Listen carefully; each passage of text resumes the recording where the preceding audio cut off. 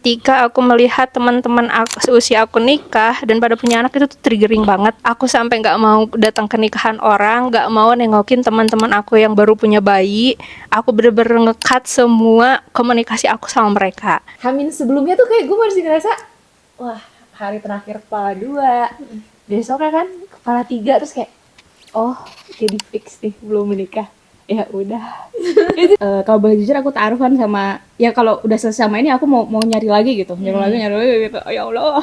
Kejar target gitu. Kejar target gitu. Harus udah 27 tahun. Tapi gara-gara kayak dikejar target banget gitu, kayak di spread banget, aku tuh pernah melakukan itu padahal yang nggak suka-suka banget sama cowoknya. Assalamualaikum. Assalamualaikum. Assalamualaikum. Assalamualaikum. Selamat datang Di Podcast. pertama kita. Yeay. Ini podcast pertama kita nggak tahu apa namanya. To be continue. To be continue. Itu berarti udahan dong. Singkat padat to be continue. Ini sebenarnya podcastnya aku dan Teh April. Dan ini adalah bintang tamu pertama kita. Yeay. Yeay. Nama aku Sri. Oh, ya perkenalkan, nama aku Sri. Kelihatan kan kita amatir. Ntar dulu kenalannya. Oh iya. Ini jadi marah-marah. Jadi kita akan membahas topik yang sebenarnya nggak sering dibicarakan ya. Tapi podcast ini untuk menjawab pertanyaan-pertanyaan. Sebenarnya bukan pertanyaan, gimana sih? Keresahan. Oh iya, keresahan. Atau bisa jadi bukan menjawab sih, Je. Tapi- Nambahin beban. Karena kita sering merasakan ya bahwa di umur 30-an itu sebagai perempuan lagi, kita tuh sering dikasihani sama orang-orang di sekitar kita. Ya betul. 25 plus ya. Sekarang kita kenalan dulu nih. Aku JJ, usia aku 28 tahun. Aku Sri, usiaku 32 atau 33. Aku April, usiaku antara JJ dan Teh Sri. Literally tahun ini baru banget menyentuh 30. 30 tahun. Ya, jadi kita dari usia yang berbeda-beda, kita perempuan dan kita single. Apa udah pernah menikah sebelumnya? Belum. Belum pernah. Teh Sri sudah pernah nikah? Belum. Belum juga. Sebelum menjawab pertanyaan, sebenarnya kita tuh perlu dikasihani nggak sih sebagai perempuan yang umur 30-an tapi belum menikah? Nah, kita akan jawab di akhir. Tapi aku pengen tahu dulu, Teh Sri, Teh April, dan nanti dari POV-ku, target nikah kalian tuh dulu umur berapa sih dan kesampaian atau enggak? Pasti tidak ya? Tentu tidak kalau aku. Tapi tadi targetnya umur berapa? Ya, targetnya umur berapa? Aku dulu sebenarnya aku tidak menargetkan aku menikah muda sih. Mungkin antara 25 atau 27. 27-an lah. 27. Dulu tuh targetnya 27 dan sekarang udah kepala 3 dan belum menikah. Kepala 33. Banyak banget. 33 tahun. JJ target nikahnya 27 dan sekarang sudah 28. Tapi 27 tuh maksimal banget gitu. Aku dulu pernah nulis notes tahun 2019, 27 tahun aku harus sudah menikah. Aku jujur target nikah lulus kuliah S1. Berarti usia berapa tuh ya? 22 ya? Aku masuk aku malah 21 karena aku masuk kuliah tuh 17. 21 Lulus 4 tahun berarti 21. Bahkan aku tuh pas tuh yang itu tuh jadi ada kayak figura bingkai gitu dari teman-temanku pas aku lulus. Itu tuh tulisannya siap meluncur ke pelaminan. Asli. Jadi sekarang aku tiap lihat itu tuh kayak jauh amat kali ya ini perosotannya. Jadi meluncurnya nggak nyampe. Kayak 21. mungkin meluncurnya tuh harus lebih spesifik gitu, bukan perosotan yang swing. Ternyata gue waterboom. Oke. Jadi muter-muter belum nyampe sampai sekarang waterboomnya, ya Allah. Berarti kita semua adalah perempuan-perempuan yang ada target nikahnya tapi Iya. nggak kesampaian ya. Iya benar. Justru malah meleset berapa tahun tuh ya Teh April ya? 9 Melesetnya tahun, 9 tahun coy. ya? Melesetnya 9 tahun. Aku 27 sekarang 6 tahun lah ya. 3. Ya. Masih newbie. Nah, ini kan umurnya beda-beda nih dan melesetnya cukup jauh ya kalau Teh April ya, jauh banget ya.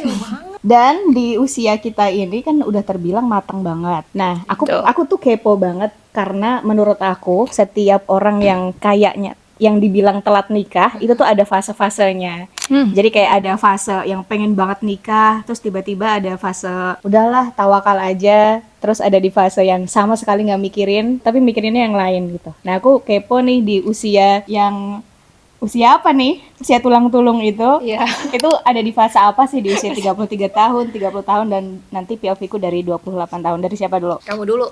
Oh, dari yang paling muda ya. Oke. Oke, Dari jadi yang melesetnya cuma setahun lebih berapa hari dulu.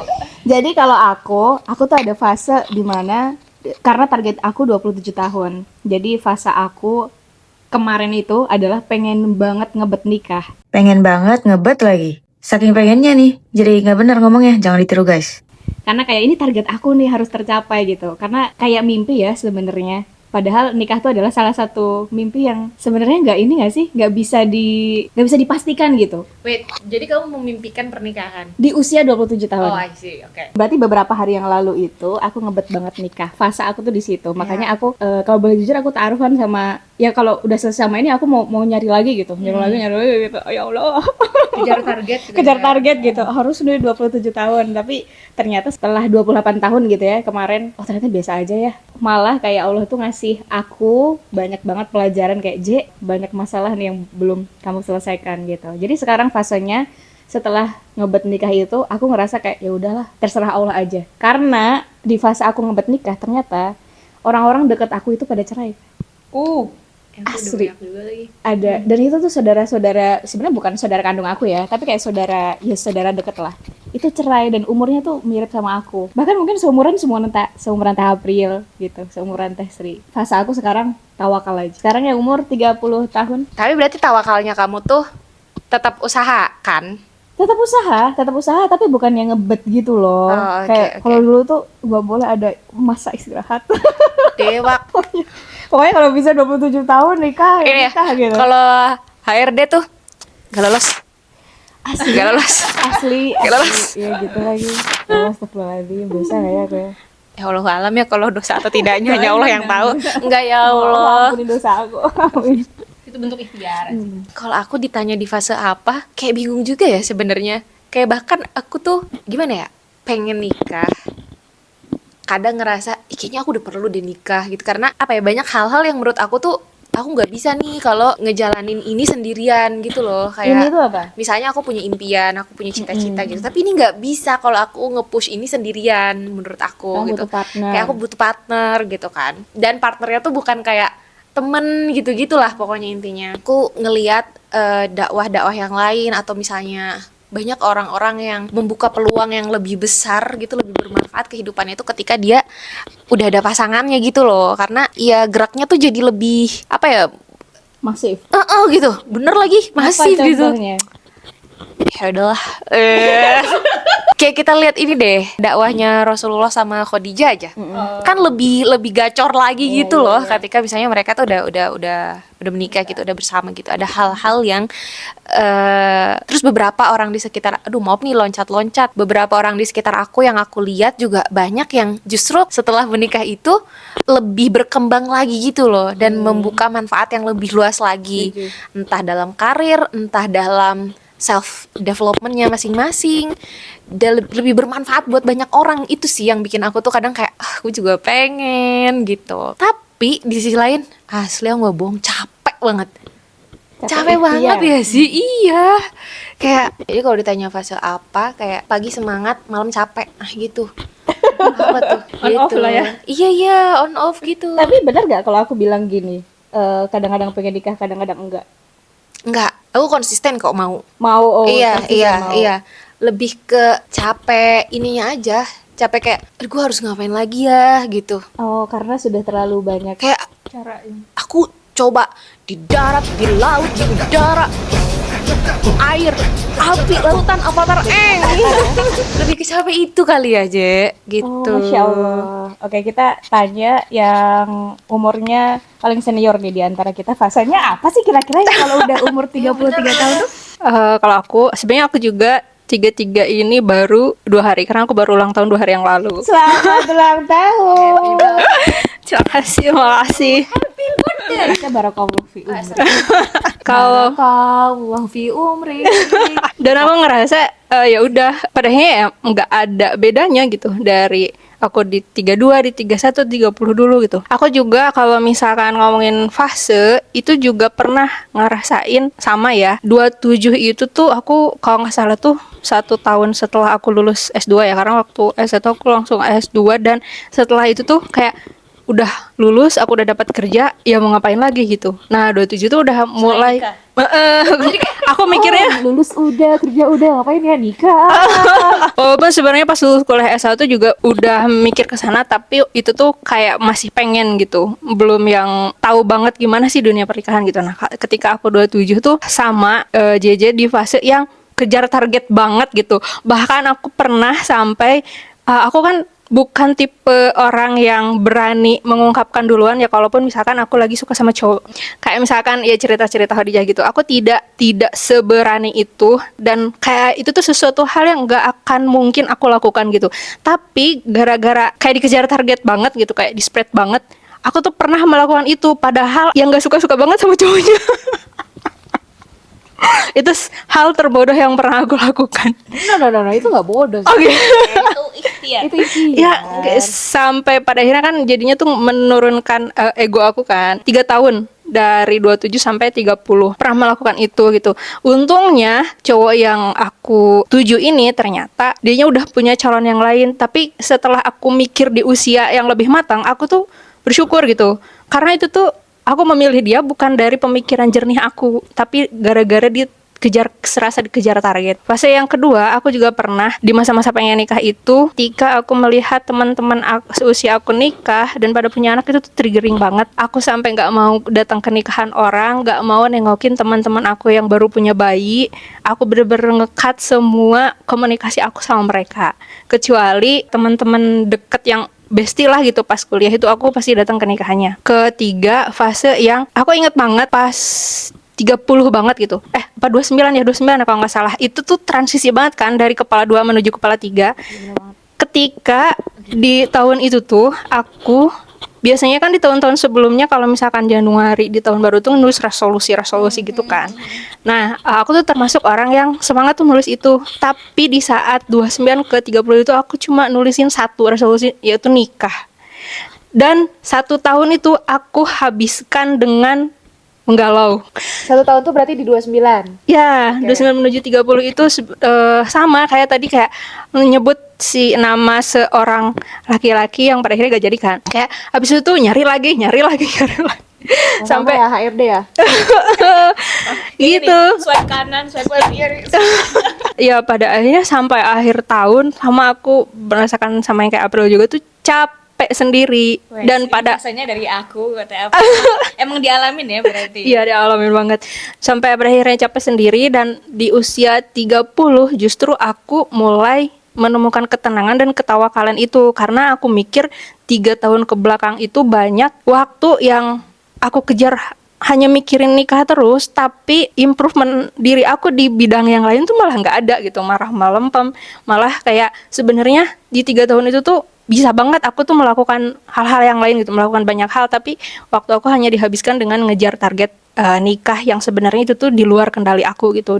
Terlepas dari semua usaha yang udah aku lakuin, itu semuanya kendalinya ada di Allah kan. Jadi ya udah ketika 30 dan sekarang di 33 tuh fase aku di yang menyerahkan semuanya kepada Allah. Kalau urusan nikah ya, aku hanya akan mengejar wishlist aku dan mimpi-mimpi aku yang bisa aku kendalikan. Kira-kira nih kalau aku 30 belum nikah berarti aku bakal ngalamin fase itu juga. Belum tentu. Belum tentu ya. Jujur, karena aku ada yang samanya sama Teh Sri. Pas Apa? bagian tadi yang shifting dari 29 ke 30 tuh khas banget. Asli. Beda sehari, beda vibes. Demi apa? Kan kemarin aku itu kan pas 30 tuh aku ikut event kan. Hamin sebelumnya tuh kayak gue masih ngerasa wah, hari terakhir kepala 2. Besoknya kan kepala 3, terus kayak oh, jadi fix nih belum menikah. Ya udah. Itu kayak tiba-tiba beda vibes gitu loh. Tapi kenapa harus angkanya 30 gitu? I don't know why ya, sebenarnya aku juga nggak setahu itu kenapa. Aku juga nggak ngerti ya, kayak apa yang spesial dari angka 30. Apa jangan-jangan 30 tuh kayak udah ganti kepala. Oh, aku nggak tahu ya, tapi aku pernah dengar kayak misalnya dari sisi kesehatan, dari sisi itu aja kan kayak selalu batasnya kalau udah 30 tuh beda gitu-gitu kan. Kayaknya sih mungkin lebih ke situ ya. Tapi kalau misalnya kamu tanya bakalan ngalamin apa enggak sih gitu. Aku tuh ngerasa tiap orang pasti beda pastinya. Karena yang tadi Teh Sri ceritain ya, Teh Sri itu kan justru dari 27 ke 30 itu fase galau, fase ngebet. Terus sekarang baru mulai dari 30 baru mulai improvement diri kan. Oh, oke. Aku justru dari lulus kuliah yang tadi meluncur ke pelaminan ternyata waterboom itu aku fokus improve diri terus, tapi aku tuh justru ya banyak lah, misalnya ada lah yang kayak perempuan kalau ketinggian nanti laki-laki paham. sama begitu kan. Dan justru aku ngalamin yang itu, jadi kayak justru setelah 30 ini kalau Tesri jadi gacor, kalau aku jadi capek gitu, ngerti gak sih maksudnya? Jadi kayak ya, apakah mereka benar? Oh, Paham. Jadi ya kita tidak tahu ya apa yang akan terjadi pada setiap orang tuh pasti beda-beda banget. Pernah ya? Ya, aku pernah itu ya tadi di fase yang 27 sampai 30 itu. Ada satu orang yang oke deh, aku mau nih sama orang ini. Yang itu lucunya, ada temen aku yang tahu nih si cowok ini, sedangkan aku tuh baru kenal ya beberapa waktu lah, beberapa bulan. Belum kenal deket lah. Cuma say hello aja gitu. Tapi aku ngeliat dari attitude sehari-harinya mah oke aja gitu. Jadi aku kayaknya nggak apa-apa deh aku taruh sama cowok ini gitu.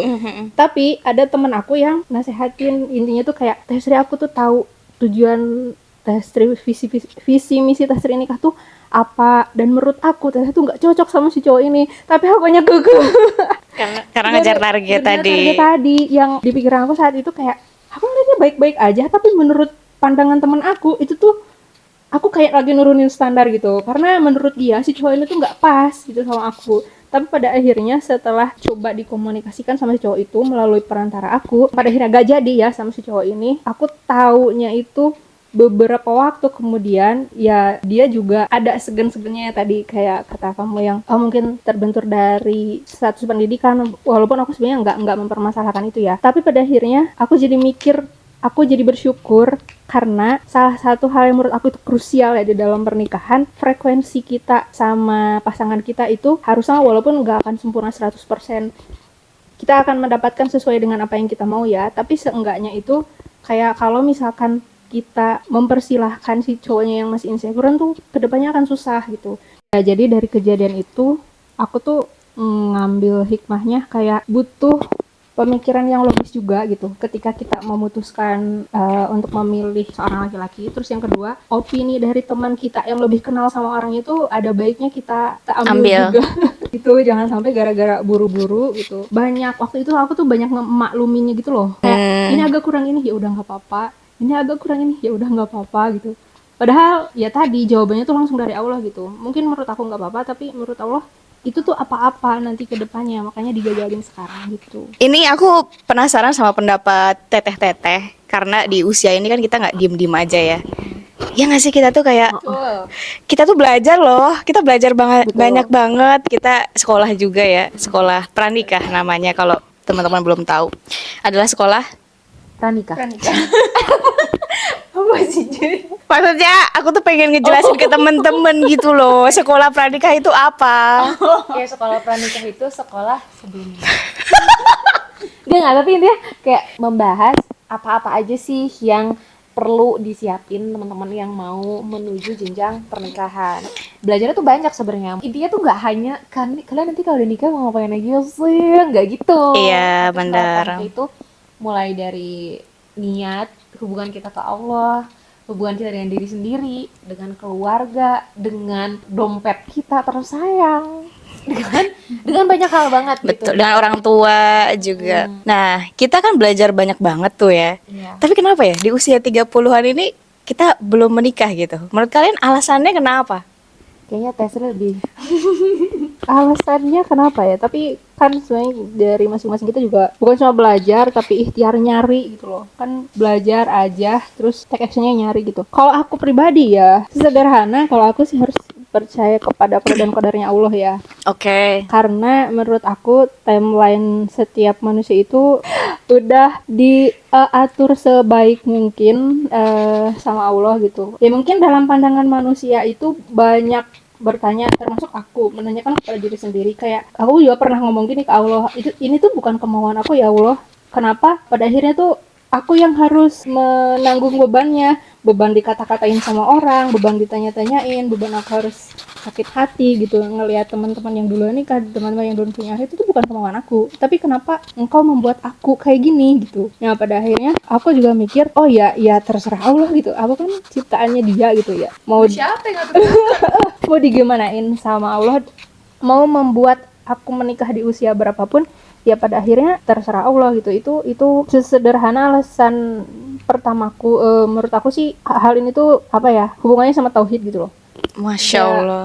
Tauhidullah banget gitu. Nah yang kedua, setelah aku flashback lagi, ini dua alasan besar kok ya. Yang tadi ya karena Allah, yang kedua takdir Allah, yang kedua itu kayak aku nyadar kalau misalkan aku dibuat nikah di usia muda, mungkin 23, 25, banyak emosi-emosi aku yang belum rapi, belum stabil, banyak inner child aku juga yang belum selesai. Dan pada akhirnya tuh di usia aku yang semakin dewasa, ya setelah 30-an ini, pelan-pelan itu membenahi itu semua gitu. Dan aku ngerasa kayak oh ini tuh penting banget gitu, untuk nanti bekal pernikahan. Aku tidak mau melukai suami aku gara-gara inner child yang belum selesai dalam diri aku, melukai anak-anak aku gitu. Aku nggak mau Jadi bukan karena faktor eksternal, ya. tapi Bisa karena Allah dan faktor ya kayaknya Allah menganggap kamu belum siap gitu. aku yakinnya Bukan karena nggak ada laki-lakinya. Apa iya juga? ya kalau misalkan balik lagi ke alasan aku nomor satu tadi, gak ada laki-lakinya itu kayaknya nomor sekian gitu. Nomor satunya aku pengen balikin lagi ke Allah aja. Jaja dulu deh. Aku kenapa ya? Aku nggak tahu sih, tapi ini aku karena diskusi sama saudaraku. Jadi saudara aku tuh banyak yang nikah usia 19 tahun. Jadi sekarang anaknya udah gede lah, udah lebih dari satu. Dia tiba-tiba bilang gini, "Dek, kamu tuh ikut sekolah pranikah tuh belum tentu tahu nanti di pernikahan tuh sama." Iya. Kayak Aku setuju. Aku sepakat. sepakat. Walaupun Cuman aku belum nikah tapi aku sepakat. aku juga sepakat gitu. Itu pasti ujiannya tuh beda dan belum tentu bisa diterapkan juga. Kayak Benar. orang hamil belajar apa namanya, belajar inhale exhale itu ketika dia lahiran karena saking sakitnya belum tentu bisa nerapin juga. Apa itu inhale exhale? Iya kayak nggak ingat terus. Udah ayo ingat nafas, nggak sakit tetap. Nah di pernikahan tuh katanya juga gitu. Cuman kan bukan berarti jadinya kita nggak belajar kan. Benar. Tadi jawabanku apa ya berarti ya? Oh jadi gini, karena aku ngerasanya ya, aku terlalu banyak belajar justru, terlalu banyak belajar, jadi pertimbangan aku tuh banyak banget. Ya, Semakin banyak belajar, semakin banyak pertimbangan aku untuk memilih seseorang. Katanya itu adalah salah satu faktor kenapa aku tuh susah banget. Padahal kalau dilihat dari yang datang itu tuh ada aja gitu kan, ada kan orang yang emang kayak teman kita tuh emang nggak ada orang yang datang makanya dia ngajuin duluan. Kalau case aku tuh ada yang datang, cuman pertimbanganku tuh banyak banget. Saudara aku yang usianya 19 tahun tuh dia bilang dulu aku cepet nikah, dia SMA tuh langsung nikah karena dia nggak ada pertimbangan sama sekali, jadi bisa cepet. Sedangkan aku tuh pertimbangannya banyak banget gitu. Kalau tadi tentang kriteria prioritas itu tuh ada. Cuman jatuhnya karena jadi saklek banget nih kriteria prioritas aku misalnya 5 nih, selebihnya yang 5 yang lain nggak apa-apa lah, nggak usah ada nggak apa-apa.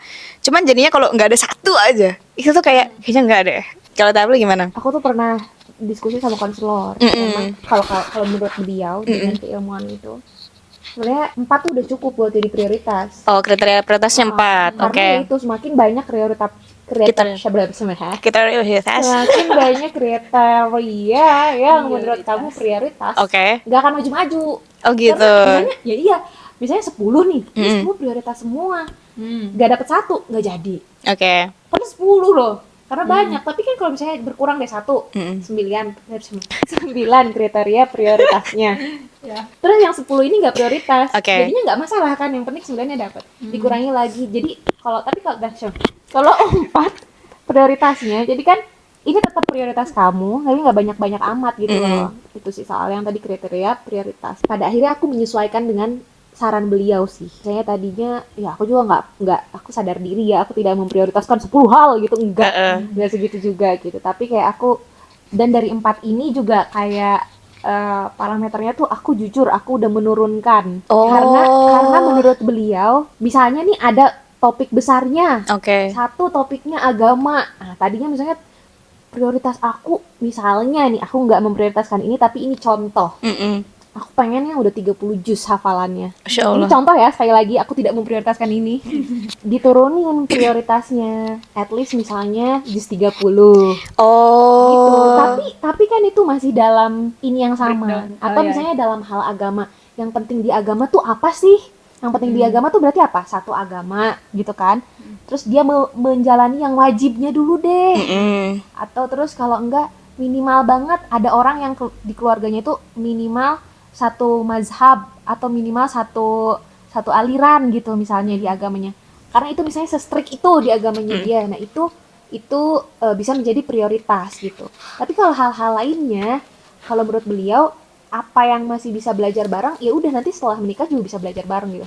Oke. Karena at the end of the day kita tuh bakal meninggal, bakal Menikah. belajar Oh, belajar. sampai bahkan kita sebelum meninggal. Gitu Iya. kayak misalnya gini, kamu latihan nih la ilaha illallah tiap hari. Tapi pada sebelum kita meninggal juga kita tetap kan butuh dibimbing orang buat baca itu, bukan Iya. butuh sih, maksudnya ada dianjurkan banget kan buat tetap dibacain, seta'aruf-ta'arufnya orang. Bahkan kamu pernah dengar gak sih Apa? berapa tahun pacaran udah nikah, beda ternyata. Betul. Iya, jadi kayak sekenal-kenalnya kamu sama dia, udah nikah tuh pasti ada hal baru yang kamu mengenal. Artinya Bener.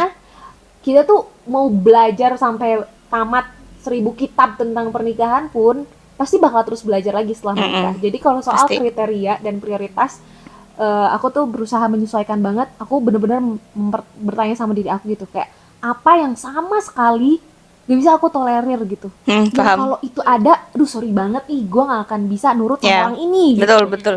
Turun itu. Tapi itu ilmu baru sih buat aku. Yang apa? Jadi kalau aku tuh baru tahu sekedar oke, kita ada kriteria prioritas, tapi menurut aku menarik tadi tentang nurunin kriteria prioritasnya. Itu tetap prioritas kan? Hal Iya, agama tadi tetap iya, prioritas, tapi betul. diturunin apanya ya, itu standarnya ya? Apa ya, kalau menurut aku sih kayak intensitasnya gitu loh, ngerti gak sih? Iya, Grade-nya kali oh, ya. grade-nya ya. Jadi kalau ngomong grade ke manusia tuh kayak lo siapa yang grading woy. Menurut aku tuh itu make sense banget. Karena misalnya nih, Bener. menurut aku ya, walaupun kita perempuan pengen dibimbing, Mm-mm. tapi laki-laki juga sepanjang hidupnya tuh belajar, ngerti gak sih? Paham. Kayak lu bukan menikah sama dewa, emang dewa ada ya? Dewa 19. Ya, kamu mau menikah sama manusia. Dan kayak nih, ini menurut aku ya, kan rumah tangga, rumah itu kan sesuatu tempat yang harusnya kamu nyaman di situ. Dan tangga itu kan ya kamu naik ke atas gitu loh. Jadi menurut aku rumah tangga itu sesuatu yang kamu tuh nyaman sama dia naik bareng-bareng. Asik, berarti tangga bisa turun gimana tuh? Ya kalaupun turun tetap enak kan. Kan turun kita kalau turun gunung nuruk tok gak sih? Ada tekniknya juga. Oh, Gitu. oke. Jadi emang hidup kan naik turun kan gitu. Tapi kalau sama dia tuh ya nyaman-nyaman aja ngejalaninnya. Tapi kalau misalnya kamu nuntut dia udah yang harus gimana gitu. Oke. Tapi kamu nggak nipak maneh itu ya Nggak tahu. nggak sadar diri gitu. Oh. Kalau kamu nggak sadar diri ya Gimana? ya mohon maaf lahir batin Iya. gitu. Oh, paham. Gitu Gak akan nemu sih. juga tuh frekuensinya. Gitu. Jadi kalau soal kriteria, karena banyak ya orang yang suka. Ini salah satu yang bikin aku suka sedih dan gemes gitu. Kayak, Apa? Standarnya jangan ketinggian. Oh, blablabla. iya. Emang lo tahu standar gue gimana? Ya benar. Ya, so tau loh. Gitu. Tapi kayak aku nggak bisa ngomong gitu kan di depan. Tapi muka bener dia, lagi. kayak aku nahan sendiri. Tapi bener ya, orang-orang tuh sering bilang gitu padahal mereka nggak tahu ya standarnya. standar aku gimana. Kita segimana ya? Padahal standar kita lebih tinggi dari yang dia omongin. Canda. Kadang tuh kita udah nurunin standar banget tuh, kayak Tesri yang cerita tadi. Udah nurunin standar aja tapi gak dapet tuh. Gitu kayak, Kenceng banget gue ngomongnya, astagfirullahaladzim. "Tuh, standarnya turunin lah, gue naikin standar aja gak bisa." Bener. Oke. Soal Tapi standar. berarti Terus yang kedua apa tadi pertanyaannya? pertanyaannya kenapa di usia 30 Ini aku belum menikah? Menurutmu alasannya apa? aku Mm-mm. singkat, padat, yang aku suka nggak suka aku, yang suka aku nggak suka aku. Enggak, ini kita suka sama orang lain. Orang lain sukanya sama orang lain lagi. Iya benar. Kita ngincer orangnya ngincer yang lain. Realistis aja. Tapi itu bener lagi. Benar. Kenapa ya? Tapi ini aku bukan sok-sokan ya. Misalnya ada orang yang nyoba gitu ke kita. Aku tuh bukan tipe orang yang no. Oke. Gitu, aku Oke, tetap oke, membuka oke. diri, aku tetap ngasih kesempatan gitu mengenal. Dan aku juga bukan orang yang kayak pernikahan harus dilandaskan dengan cinta. Aku pribadi bukan tipe orang yang kayak kalau gue nggak cinta, gue nggak kayak gitu gitu. tetap pada akhirnya tuh aku selalu balik lagi ke prioritas aku tadi. Oke. Ke prioritas aku tadi, selalu ke prioritas itu. Walaupun yang approach-nya misalnya bukan orang yang aku suka, tapi aku tetap mencoba, aku tetap membuka diri dengan prioritas-prioritas tadi. Tapi kan at the end of the day, dan ini juga akan berlaku ke orang-orang yang aku suka ya. Misalnya aku suka sama orang, terus tapi enggak sih, biasanya kita tuh suka sama orang karena kita ngerasa prioritasnya udah oke di situ.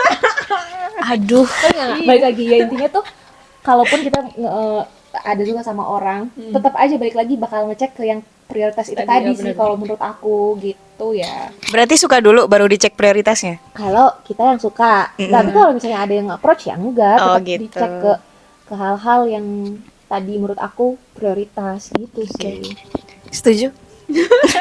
Sesimpel itu, karena aku pernah dengar ya dari Apa? Ustadz Noman Ali.